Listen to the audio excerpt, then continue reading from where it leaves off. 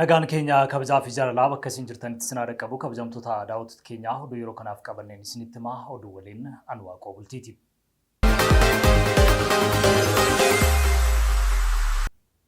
Kaansarii fiixee gadameessaa ittisuuf hojiileen addaa garaa hojjetamuu ministeerri fayyaa beeksise.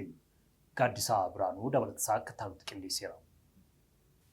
Dhibeewwan darboo hin taanee fi kaansarii fiixee gadameessaa ittisuuf hojiileen bu'aa qabeessaa ta'an hojjetamu ministeerri fayyaa ibse. Ministeerichatti hoogganaa deeskii ittisaa fi to'annoo dhibee daddarboo hin taanee fi fayyaa sammuu Dr. Salamaawwat Ayyaalaan akka biyyaatti leenjii ogeeyyii fayyaa dhiyeessii qorichaa fi dameelee hedduu hojii hojjetameen guddinni olaanaa galmaa'ee jedhan. Ministeerichi shamarran miliyoona 14 talaallii ittisa dhibee kaansarii fiixee gadameessaa akka fudhatan taasiseera. Hojii dursanii adda baasuu qorannoo fi wal'aansoo dabalatee to'annoo fi qorannoo kaansarichaa irratti tarsiimoo akka dhaabbatichaatti hojii irra oolchuu faanaa dijitaaliif dubbatan. Qorannoo duraa kaansarii harmaas taasisuun bu'aa qorannoo fayyaa irra darbee carraa lubbuu jiraachuu kan guddise ta'uu hubachiisuun qajeelfamni kaansarii harmaaf leenjiin qophaa'ee hojiitti galfameera jedhan. Gama biraatiin dhibeewwan daddarboo hin taane ittisuudhaaf to'achuuf hojiilee hojjetamaa jiraniin cinatti dhimmicha irratti hawaasaaf hubannoo uumuu fi sochiilee ispoortii garaagaraa akka taasisaniif hojjetamaa jira jedhan.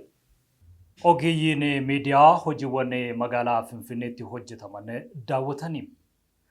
Ogeeyyiin kominikeeshinii fi miidiyaa magaalaa Finfinneetti hojiilee misoomaa addaa garaa hojjetaman daawwachuun beeksifame. Daawwannichi ogeeyyiin miidiyaa misoomaa adeemsifamaa jiru irratti hubannoo ifa ta'e qabaachuun itti gaafatamummaa ogummaa isaanii akka ba'anii fi akkasumas odeeffannoo guutuu hawaasa biraan gahuuf haala mijataa uumuuf akka ta'e himameera. Itoophiyaatti hanna bu'uuraalee misoomaa sarara elektirikiitiin wal qabatee birriin miiliyoona 199 manca'uu tajaajilli elektirikii Itoophiyaa beeksise. Dabalataa akka ta'utti qindeessineera. Itoophiyaa keessa ji'oota 9 darbanitti sababa miidhaa fi hanna sarara raabsaa elektirikii tiraanisfoormaroota keebilii irratti raawwatameen kasaaraa maallaqaa tilmaamaan birrii miiliyoona 199.5 ta'u mudachuu tajaajila elektirikii Itoophiyaatu beeksise. Kana keessaa miidhaa fi hanna bu'uuraalee misoomaa elektirikii irratti raawwatameen kasaaraa maallaqaa birrii miiliyoona 52 fi 33,123 dhaabbaticharra ga'eera. Kasaaraan kun tiraanisfoormaroota raabsaa utubaawwan sibiilaa sarara elektirikii baatan keebilii fi qabeenyaa kanaan wal qabatan irratti ga'u ibsameera. Dhaabbatichi namoota dhuunfaa yakka akkanaa raawwatan irrattis galmee 208 banuun tarkaanfii seeraa akka fudhatamu taasisaa jiraachuu ibseera. Namni labsii 464 muraa 1997 bu'uuraalee misooma telekominikeeshinii fi elektirikii eeguuf ba'e cabsee gochaa akkanaa raawwate hidhaa cimaa waggaa 5 hanga waggaa 20tti akka adabamu ifatti labsichaan ibsameera. Dhaabbatichi hawaasni bu'uuraalee misoomaa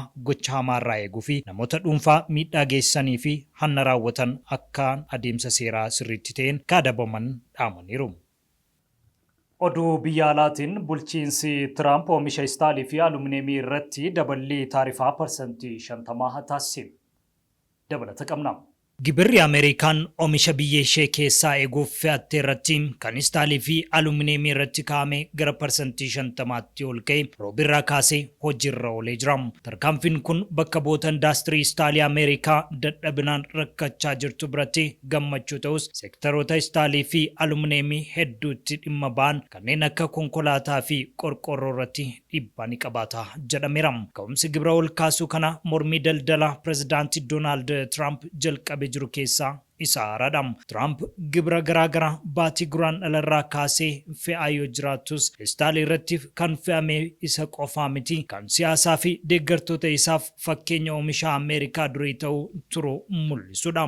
Elon Musk seera gibiraa fi baasii pirezidaantii Doonaald Tiraamp mallatteeffame irratti qeeqa kaaseen waldhabdee isaa fi michuu isaa gidduutti bal'achaa dhufeen booda gocha Tiraamp kana qaanessaa fi jibbisiisoodha jechuun ibsee jira. Baajanni kan gibira doolaara tiriliyoona hedduu akka hir'isuu fi baasii raayyaa ittisaa dabalatee mootummaan biyyatti Ameerikaa maallaqa dabalataa akka liqeeffattu ni heeyyamu jedhamuun baatii darbe keessa mana maree bakka bu'oota ummataatiin kan raggaasifamedha. Maask waa'ee ajandaa marsaa lammaffaa Tiraamp kana ilaalchisuun karaa barreeffama X irratti barreesseen qeeqe. Sooressi addunyaa kana kan ta'e Maask gara isaa Dog jedhamuun beekamu waliin baasii hir'isuuf guyyoota 129 erga hojjeteen booda torban darbee akkuma tasaa bulchiinsicha keessaa gadhiise. Maask kanaan dura ergaa karoorichaan abdii kutachiisaadha jechuun ibseen booda mootummaa keessaa gadhiisee ba'uun isaa hordofee Tiraamp waliin waliigaltee dhabuu isaanii ifatti yaada kennuun kun kan jalqabaati. Barreeffama Maask kan jalqabaatiin booda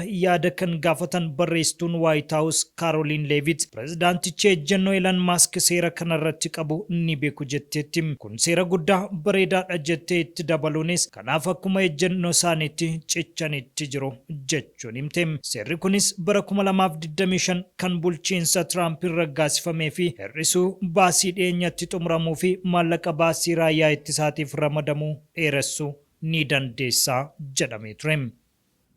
Kabajamtoota daawwattoota keenyaa oduu yeroo kanaaf qabnu goolabeen jira. Oduu waliin anu Waaqoo bultiin ture. Qophiilee keenyaaf waliin turtii gaarii.